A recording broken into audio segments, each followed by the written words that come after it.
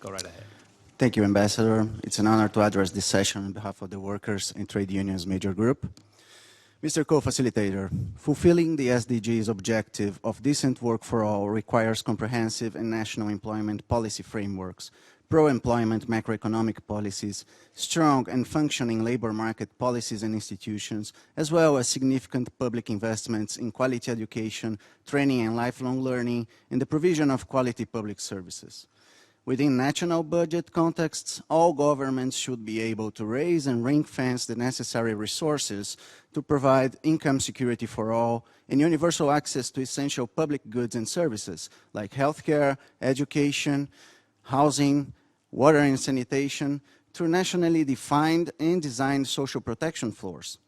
Domestic resource mobilization must be based on fair and progressive taxation, and taxes must be paid where profits and value added are generated.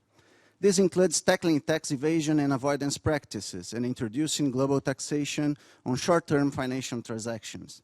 We support country-by-country reporting, and all countries should be able to participate at an equal footing in international cooperation on tax with the aim of working towards an international UN tax convention.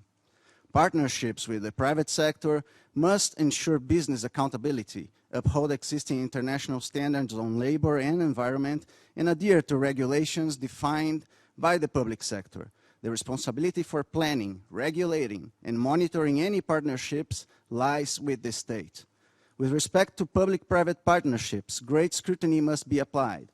National and local governments are capable to develop infrastructure by using public finance for investment and public sector organizations to deliver the service. We find that PPPs are often designed to circumvent budgetary processes, in effect, inducing governments into accounting fraud. International trade and investment treaties and agreements must guarantee national labor laws and internationally recognized core labor standards. The respect and application of ILO core labor standards is a minimum for workers everywhere. Governments need to protect freedom of association and reinforce social dialogue structures with a view to expanding collective bargaining, linking wages to productivity, and increasing minimum wages. A wage-led economic growth supports aggregate demand and creates new jobs and builds stronger and more resilient economies. Finally, Mr. Co-Facilitator, states are accountable for a wider range of external policies, like trade, debt, and finance in particular, that can impact outside their borders. Therefore, successful implementation of the SDGs must build on policy coherence with standards-based commitments.